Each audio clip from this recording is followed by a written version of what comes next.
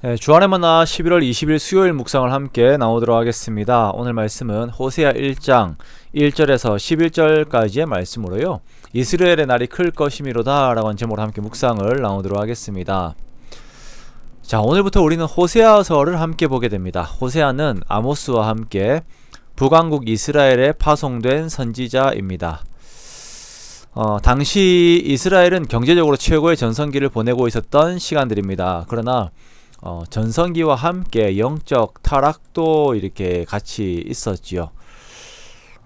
백성들은 하나님을 떠나서 다른 이방 신들을 섬기고 있었고, 왕과 위정자들은 백성들을 공의로 다스리지 못하는 그런 상황이었습니다.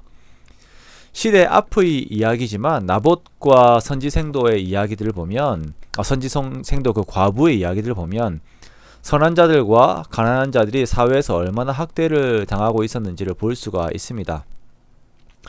이렇게 영적으로 아주 혼탁한 시대였지요.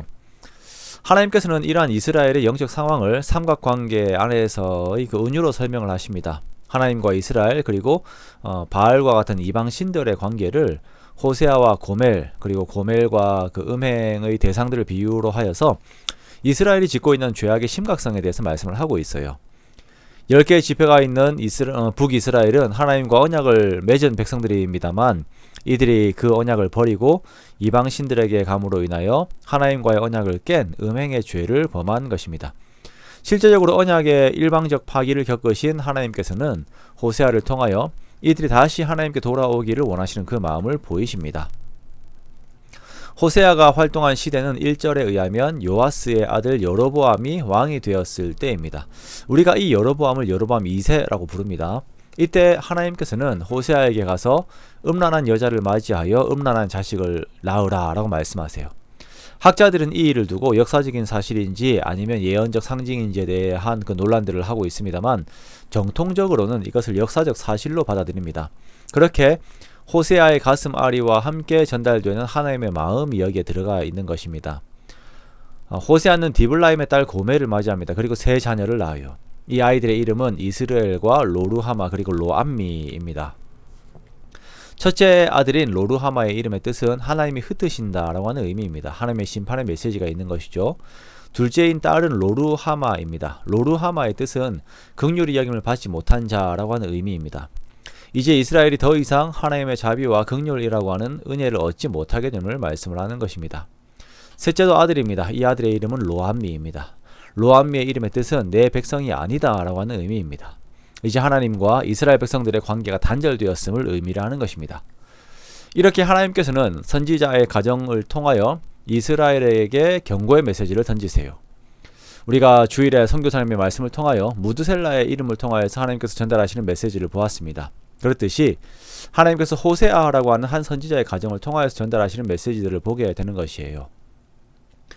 이러한 이름들을 보면 이제 이스라엘에게는 소망이 없는 것처럼 보이게 됩니다. 그리고 우리들이 이제 보통은 호세아의 자녀들의 이름들만 기억을 하지요. 그러나 10절에서 11절까지의 말씀에는 곧바로 하나님께서 이스라엘의 회복에 대해서 말씀을 하십니다. 이스라엘의 자손의 수가 바닷가의 모래와 같이 되어서 헤아릴 수 없을 것이다. 그리고 그들에게 이르기를 너희는 살아계신 하나님의 아들들이라 할 것이라. 그리고 유다 자손과 이스라엘 자손이 함께 모여서 한 우두머리를 세우고 그 땅에서 올라오리니 이스라엘의 날이 클 것이미로다 라고 이렇게 말씀을 하세요. 자, 하나님께서는 회복을 말씀하시면서 그 회복의 근거를 하나님의 언약에 두고 계십니다. 이스라엘의 수가 바닷가의 모래와 같다라고 하시는 것은 이미 하나님께서 아브라함에게 약속하신 언약이지요. 그리고 유다와 이스라엘을 통합한 한 우두머리인 메시아이신 예수님을, 우두머리는 메시아이신 예수님을 의미합니다.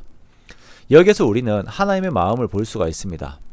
경고와 심판의 메시지를 주시지만 그 마음의 중심에는 이스라엘이 회복되기를, 그리스도 안에서 복받기를 원하시는 하나님의 마음이 있는 것입니다.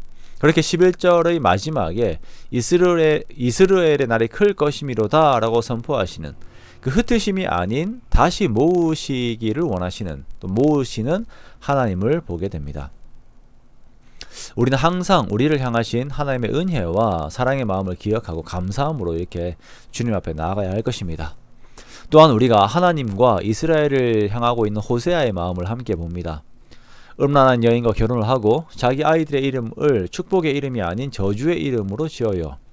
자, 이렇게 하고 싶은 아버지가 어디에 있겠습니까? 아이들은 자기 이름으로 인해서 놀림을 받고 자랄 것입니다. 그러나 먼저는 이러한 상황들, 마음 아픔, 그리고 어려움들, 놀림들보다 더 크신 하나님의 사랑과 회복이 반드시 주어질 것이다 라고 하는 믿음 안에 호세아가 있는 것입니다.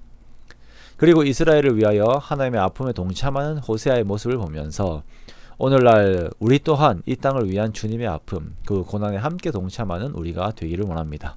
그렇게 하나님께서 주실 그 영광을 바라며 오늘도 주님과 함께 더욱 동행하는 복을 누리는 우리 모두가 되시기를 주님의 이름으로 축원합니다.